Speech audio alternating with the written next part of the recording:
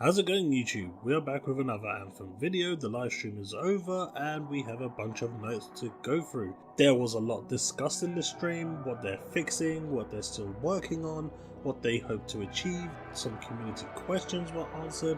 So in this video, we're pretty much going to go over a quick recap of what was said, what was done, and hopefully will give us a better understanding of where Anthem is going.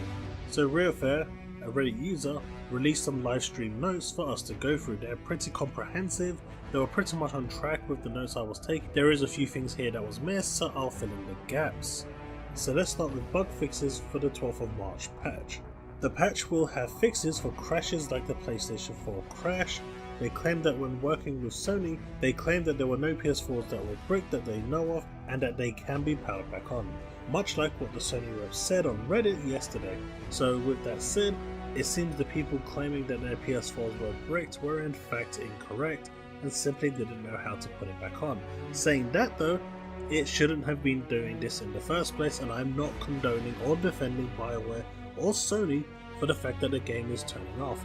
However, it is also worth noting that Spider-Man and God of War were also shutting down the PS4.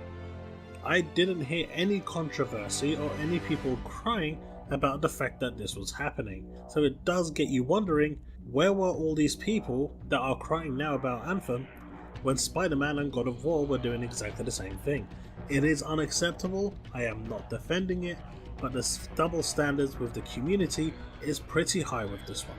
The level 1 defender bug, or all level 1 weapons in general, which actually do a hell of a lot more damage right now, will be fixed very soon. In fact, it will be fixed latest 12th. It's a very easy fix according to Ben, so this is one that will be fixed quite soon. He did actually turn around and say the level 1 bug was actually a funny one, even though it wasn't funny. It is a simple fix. Quick play fixes. They believe they have fixed the bugs for the ones they know of or that have been reported. This next one is pretty cool. If you were down when a Titan dies, you never got any loot, and you pretty much have to do it again, especially with the Titan event that was here. A friend of mine died twice just before the end and didn't get any loot. Well, that's been fixed. If you are down when a Titan dies, you'll still get the loot and credit. I think that's a good change, and this is how it should have been from the very beginning. For PC, mouse button 4 is no longer bound to the escape. Why was it ever bound to the escape? Fixed a bunch of occurrences where you will spawn behind a wall after respawning. That happened to my friend. He wasn't very happy. We had to carry him. Ultimate ability bar appearing when it shouldn't be ready should be fixed. I hope so, because I had that today in the Stronghold and it was really annoying. Fixed more sound bugs, and there is a lot of sound bugs, like a lot. I've got sound popping just by talking to people in the game on PSN chat because of this game. So it's really annoying, and I hope the patch on the 12th actually fixes this, because it actually hurts my ears at times. Windmill blocking ults will be fixed with the patch. Gunslinger mark will be fixed and will be usable again. This isn't a complete list of the 12th of March patch bug fixes. This isn't a list of the 12th of March patch bug fixes. There will be complete notes on Tuesday. The list that I've just gone through is pretty much the stuff they confirmed on the stream. Next we move on to the quality of life improvements. Start Expedition can now be done by holding the button regardless of whether you're in a party or not. This is pretty damn awesome. This is one of the features that actually pissed me off a lot when I was playing solo, having to go all the way to my javelin, considering how far away we started. I just want to be able to get into my javelin from wherever I am and just get going. I get that the emergent aspect of it gets lost, but at this point in time, if you're going to do it for a full group, do it for solo. The Colossus animation is basically being changed after you've hit a wall, or when you've taken over hit, or if you've overheated. Unlike the other javelins, which were a lot more agile and could get back on their feet and move quicker, the Colossus took a little bit of time. They fixed the animation for this, reduced the animation for this, and hopefully this should allow us thick boys to basically get back on our feet quicker and get going. People being downed was one of the biggest issues that were complained about. Well, there's a lot of respawn restricted areas now removed. For example, there are now respawn timers in strongholds which are set to 30 seconds, and Ben went on to say that the majority of these restrictions have been lifted, but there are still the odd few missions where it's paramount for it to remain in place. But at least the majority has been removed, right? So it should make the experience of gameplay just that bit better. Free play server notifications will no longer pop up as much. Currently you would get a notification 2 hours before, and then it would pretty much remind you every 5 minutes that the server is shutting down. This has now been reduced exponentially, and you will not see it nowhere near as much or as prominently as such. The message "open the cortex and tag whatever item you wanted to tag" has been removed.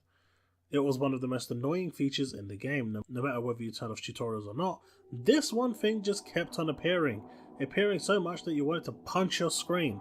Well, BioWare have done the ultimate fix. They've literally removed the code for that aspect of the bug.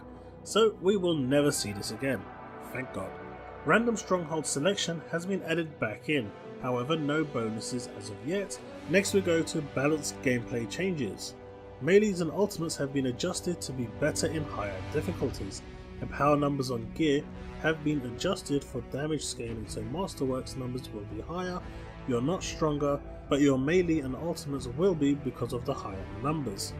So from what I'm hearing, Masterworks is now going to be level 61 and legendaries will be 67, and this was something that Ben just threw out there on stream, so it is subject to change, but from what I'm understanding, it's literally just a way of increasing the melee and ultimates, not the weapon damage itself.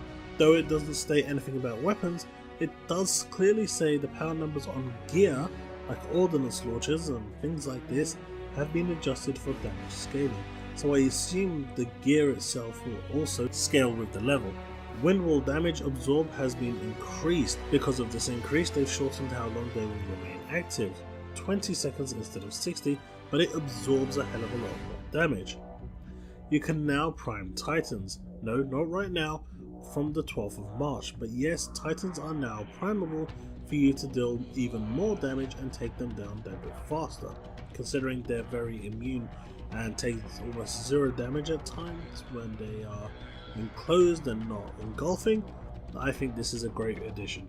They've also increased the damage of a lot of Masterwork weapons, and I guess this is to compensate for the melee and ultimate change with the higher gear score, so it kinda makes sense. On the topic of loot, green and white will be removed at level 30, now confirmed for the 12th of March patch. This is definitely going in. As of that date, as of that patch, green and whites will no longer be a thing. Hallelujah! They are currently looking at GM2 and 3 in regards to loot and effectiveness. There is no change for this on the 12th of March.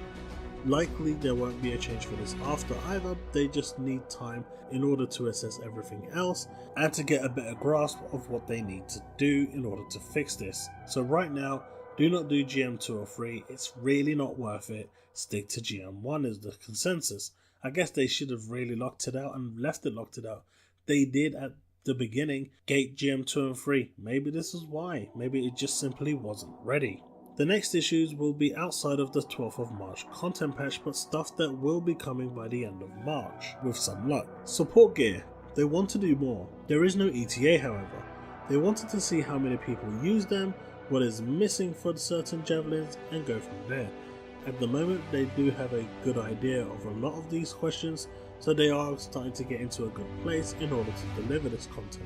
In the stream they said there will be a post soon about what each inscription does. This has now since been posted, and a link to this is in the description below for you to go and gander. It's pretty comprehensive, it's pretty awesome. I highly recommend, if you're interested in Anthem, to check that page out. It does teach you a lot and it does break things down in a good way. Stat page, yes, the big one. Yes, they need one, and the community consistently tell them that they need one, and they agree. They're still working out how quickly they can do it and when they can bring it out. The community has provided a lot of concept designs for them, some a lot better than others, and well, the developers and the community managers are well aware of these designs, so hopefully one of them will make it in and we can start getting a stat page soon, because God only knows we desperately need one right now. The question was raised about EXP being useful outside of Alliance, and what they said was the XP being useful for other things other than Alliance will be addressed later. Currently it's just not high priority and everything else is taking precedence. The health UA bug isn't going to be in the 12th of March patch, so this will still be there for you to keep an eye on. Their goal for streams is now roughly every 2 weeks. And finally, DLSS support is being worked on and coming in the future, as opposed to when they originally hoped it would be here. Next we move over to the community questions, and I'm going to skip over the ones that I've already answered. Next, content drop. When is it? There are many things slated for March, and our plans are still to release the things listed in the 90-day roadmap. Our goal is to have Elysian chests in the game by the end of the month. So with the new fixes that are coming for the Stronghold on the 12th of March, this Elysian chest will go hand in hand. Any word about events? Derby Giants is an event we've run and plan to run again. We've been toying around with the smaller changes to free play with plans for larger events in the future. Limited time events will happen. For example, Outlaw Outrage has a named outlaw that drops better loot roaming free play. We've decided it would be better to have a smaller area on the map that we direct you to for free play events in the future, because currently they could be anywhere on the map and you simply have no idea, which makes this outlaw event completely and utterly pointless, because no one's going to go scour the map for one NPC just because it might drop better loot. It's just not going to happen. Support gear. What's the deal? We would like to add Masterwork support gear soonish. There is no timeline on it, but it is being discussed. This is pretty cool because at the present time, no support gear being in Masterworks is a real big downer, especially when everything else is either legendary or Masterworks.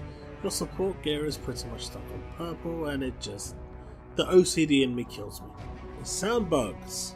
BioWare say they found a whole bunch of sound bugs that caused the game's audio to mute and fixed a lot of them. No promises that all of them have been fixed, but they hopefully have catched most of them.